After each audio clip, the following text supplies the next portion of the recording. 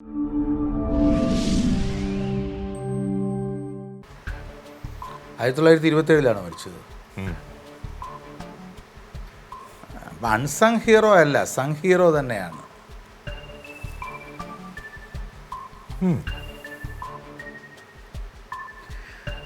പൊതുവെ അത്രയും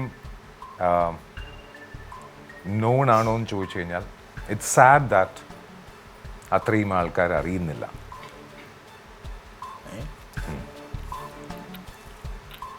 കാരണം മദൻലാൽ ഡിംഗ്രയെ പോലെ, ഹെമു കലാനിയെ പോലെ, ഖുദിറാം ബോസിനെ പോലെ, സൂര്യസെന്നിനെ പോലെ, പ്രഫുല്ല ചാക്കിയെ പോലെ, രാംപ്രസാദ് ബിസ്വലിനെ പോലെ, ബിസ്ര മുണ്ടയെ പോലെ, ഹരി ചപ്പേക്കറിനെ പോലെ സങ് ഹീറോസിൻ്റെ ആഘോഷം. സങ് ഹീറോ ആണ്, പക്ഷെ അത്രത്തോളം ആൾക്കാർക്ക് അറിയില്ല. നമ്മൾ പറയുന്ന പേരുകൾ, നമ്മൾ അറിയുന്ന റെവല്യൂഷണറീസ് അല്ലെങ്കിൽ ഫ്രീഡം ഫൈറ്റേഴ്സിൻ്റെ പേരിൽ പൊതുവെ പറയപ്പെടുന്ന പേരുകളിൽ കുറേ പേരുകൾ, ഖുദിറാം ബോസ് പോലും അധികം ആൾക്കാരോട് ചോദിച്ചു. ഞാൻ ഈ പറഞ്ഞ പേരുകളിൽ ഒന്നാണോ? ആവാം. ദാറ്റ് ഈസ് 19th ക്വസ്റ്റ്യൻ ആണ്. അപ്പോൾ അൺസങ് ഹീറോ അല്ല, സങ് ഹീറോ തന്നെ. കാക്കോരി കേസാണ് എന്ന് പറഞ്ഞല്ലോ താങ്കൾ. അതെ അതെ. അഷ്റഫുള്ള ഖാൻ അൺസങ് ഹീറോ ആണ് കേട്ടോ. പക്ഷെ ഞാൻ ഈ പറഞ്ഞ പേരുകളെല്ലാം സങ് ഹീറോസ് ആണ്. അഷ്റഫുള്ള ഖാൻ അധികം അറിയപ്പെടുന്നില്ല. അപ്പോൾ പിന്നെ ഒന്ന് കൺഫേം ചെയ്തേക്കാം. 20ാമത്തെ ചോദ്യം, താങ്കൾ വിചാരിച്ച ആളിനെ ചരിത്രം രേഖപ്പെടുത്തുന്നത് the mentor of Bhagat Singh എന്ന് രേഖപ്പെടുത്താറുണ്ടോ? ഇല്ല. ഇല്ല. അത് വേണമെങ്കിൽ ഒന്ന് ചെക്ക് ചെയ്യൂ. കാരണം എൻ്റെ മനസ്സിലൊരാളിലേക്ക് ഞാൻ എത്തി. കാക്കോരി കേസ് എന്ന് പറയുകയും അഷ്റഫുള്ള ഖാൻ അല്ല എന്ന് പറയുകയും ചെയ്താൽ the mentor of Bhagat Singh എന്ന് വിശേഷിപ്പിക്കപ്പെട്ടിട്ടുണ്ടോ?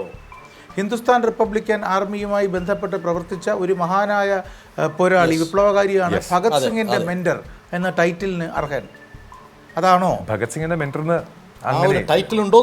പക്ഷേ ആർമിയായിട്ട്. അപ്പോൾ രാംപ്രസാദ് ബിസ്മൽ അല്ല, ആണോ? ആണ്. Ramprasad Bismil is the mentor of Bhagat Singh കേട്ടോ. ബിക്കോസ് ഇറ്റ് ഇസ് ആസാദിനെയാണ്. ആസാദ് ഭഗത് സിംഗിന്റെ സുഹൃത്തായിരുന്നു. Ramprasad Bismil was the mentor of Bhagat Singh. Bhagat സിംഗിനെ പരിവപ്പെടുത്തിയെടുത്തത് രാംപ്രസാദ് ബിസ്മലാണ്.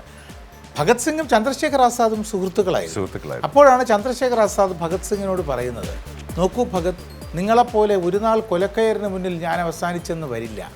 എന്താണ്, കഴുതയെപ്പോലെ എൻ്റെ കഴുത്തിന് ചുറ്റും കയർ മുറുക്കി കഴുതയെപ്പോലെ എന്നെ വലിച്ചു കൊണ്ടുപോകാൻ ഞാൻ അനുവദിക്കില്ല എന്നാണ് ചന്ദ്രശേഖർ ആസാദ് ഈ ആൽഫ്രഡ് പാർക്കിൽ വെച്ച് വെടിയേറ്റ് കൊല്ലപ്പെടുന്നതിന് മുമ്പ് ഭഗത് സിംഗിനോട് പറഞ്ഞ ആ സ്റ്റേറ്റ്മെൻറ്റ് വളരെ പ്രശസ്തമാണ്. ഇതൊക്കെ ഈ എന്താ പറയുക, ഗാന്ധിജി മരിക്കുന്നതിന് എത്രയോ വർഷം മുമ്പ് ടാഗോറിൻ്റെ കവിതയിൽ ഒരിക്കൽ പറഞ്ഞതാണ്. ടാഗോറിൻ്റെ കവിതയിൽ എഴുതി, ഇനി നമ്മളെ ആരാണ് നയിക്കുക എന്നവർ ചോദിച്ചപ്പോൾ കിഴക്കു നിന്ന് വന്ന ഒരു വൃദ്ധൻ പറഞ്ഞു, നമ്മളിപ്പോൾ ആരെയാണോ വധിച്ചത് അയാൾ തന്നെയെന്ന്. അത് ഗാന്ധി മരിക്കുന്നതിന് എത്രയോ വർഷം മുമ്പ് എഴുതിയതാണ്. ഒരു ദീർഘദർശിത്വമാണ്. അതുപോലെ ആസാദ് ഭഗത് സിംഗിനോട് പറഞ്ഞു, ഞാൻ എൻ്റെ ഈ കൈത്തോക്ക് മതി, എനിക്ക് കഴുത്തിൽ കയറിട്ട് വലിച്ചുകൊണ്ട് പോകാൻ ഞാൻ അനുവദിക്കില്ല എന്നാണ് പറഞ്ഞത്. അവർ തമ്മിൽ വളരെ വലിയ സുഹൃത്തുക്കളാണ്. എന്നാൽ ചില കാര്യങ്ങളിൽ കടുത്ത അഭിപ്രായ ഭിന്നത അവർ തമ്മിൽ നിലനിൽക്കുകയും ചെയ്തു. സാൻഡേഴ്സൺ കേസിലുമൊക്കെ ആ അഭിപ്രായ ഭിന്നത ഉണ്ടായിരുന്നു. കാക്കോരി കേസിൽ ഈ പറഞ്ഞതുപോലെ അഷ്റഫുള്ള ഖാൻ ഒരു അൺസങ് ഹീറോയാണ്. പക്ഷേ രാംപ്രസാദ് ബിസ്മൽ അല്ല. രാംപ്രസാദ് ബിസ്മൽ ഇന്ത്യൻ സ്വാതന്ത്ര്യത്തിന്റെ അതിന് മുന്നേ മണിപ്പൂരി കേസിനകത്ത് ഒളിച്ചോടി പോയി എന്നുള്ളതാണ് പേര്.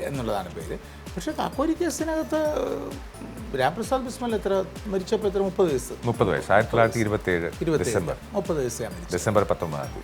എനിക്ക് തോന്നുന്നു നാം ചങ്ങല പൊട്ടിച്ച കഥ എന്ന കെ തായാട്ടിൻ്റെ ഒരു പുസ്തകമുണ്ട്. ഇന്ത്യൻ സ്വാതന്ത്ര്യ സമര ചരിത്രത്തിൻ്റെ ഏറ്റവും മനോഹരമായ പുസ്തകം. അതിനകത്ത് പോലും ബിർസാ മുണ്ടയെക്കുറിച്ച് എഴുതുമ്പോൾ ഈ ബിർസാ മുണ്ടയുടെ ചിത്രത്തിനെ കുറിച്ച് പരാമർശിച്ചു പോകും. ഗുഡ്. സ്വാതന്ത്ര്യത്തിനെ കുറിച്ച് എടുത്തു പറയാനുള്ള ഒരു റീസൺ, കാരണം ഹിന്ദുവായി ജനിച്ച്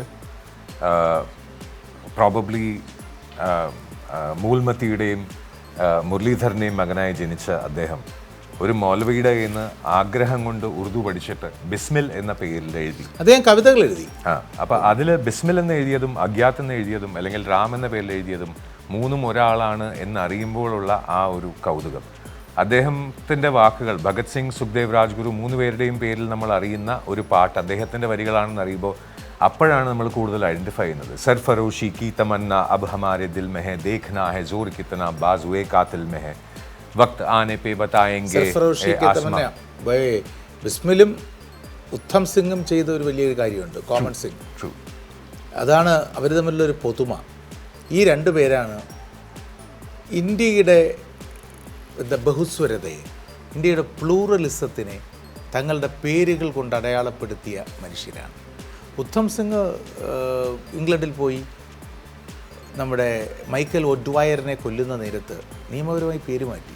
ഉദ്ധം സിംഗ് എന്നുള്ള സിഖ് നെയിം മാത്രം പോരാൻ തീരുമാനിച്ചു. ഈവൻ ലുക്ക് വൈസ് മാറിയല്ല, ലുക്ക് വൈസ് മാറി. റാം മുഹമ്മദ് സിംഗ് ആസാദായി. അതുപോലെ ഇദ്ദേഹം രാം പ്രസാദ് ബിസ്മലുമായി.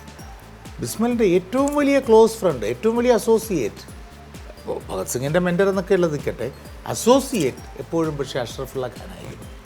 അവർ തമ്മിലായിരുന്നു ആത്മബന്ധം. കാക്കോരി കേസിൽ ബിസ്മൽ ശിക്ഷിക്കപ്പെട്ടു, ഹാങ്ഡ് ആയി എങ്കിലും അന്ന് അതിൽ നിന്ന് ഈ 4 പേരും 5 പേരും ഒഴിച്ച് ബാക്കിയുള്ള കുറേ പേരെ ആ സമയത്ത് ശിക്ഷിച്ചില്ല. ഗുഡ്. രാംപ്രസാദ് ബിസ്മൽ, സ്വാതന്ത്ര്യത്തിൻ്റെ പ്രഖ്യാപനമാണ് താങ്കൾ ഇവിടെ ഉണ്ടാകുന്നത്. സ്വാതന്ത്ര്യത്തിൻ്റെ മാത്രമല്ല, പ്ലൂറലിസത്തിൻ്റെയും ബഹുസ്വരതയുടെയും.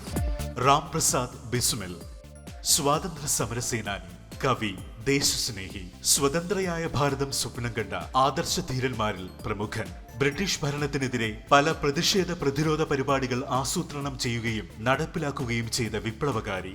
ബ്രിട്ടീഷ് ഭരണത്തിനെതിരെയുള്ള ലഘുലേഖകൾ അച്ചടിച്ച് വിതരണം ചെയ്യുക, വിപ്ലവകാരികൾക്ക് അഭയം നൽകുക, കൈബോംബുകൾ ഉണ്ടാക്കുക തുടങ്ങി സ്വാതന്ത്ര്യമെന്ന പരമലക്ഷ്യത്തിനു വേണ്ടി പ്രവർത്തിച്ചിരുന്ന ബിസ്മിലും കൂട്ടരും ബ്രിട്ടീഷ് സർക്കാരിനെ വല്ലാതെ അലട്ടിയിരുന്നു. കാക്കോരി തീവണ്ടി കവർച്ചയും പഞ്ചാബ് നിയമസഭയുടെ നേർക്ക് നടത്തിയ ബോംബാക്രമണവുമാണ് ഇവരുടെ പ്രവർത്തനങ്ങളിൽ വളരെ ശ്രദ്ധേയമായവ. രാംപ്രസാദ് ബിസ്മിൽ എന്ന തൂലികാ നാമത്തിലായിരുന്നു കവിതകൾ എഴുതിയിരുന്നത്. റാം ആഗ്യാത് എന്ന പേരിലും അദ്ദേഹം നിരവധി ഹിന്ദി, ഉറുദു കവിതകൾ എഴുതിയിട്ടുണ്ട്. സർഫറോഷി കി തമന്ന അബ് ഹമാരെ ദിൽ മേ ഹേ എന്ന അദ്ദേഹത്തിന്റെ ഗാനം ഏറെ ശ്രദ്ധേയമാണ്.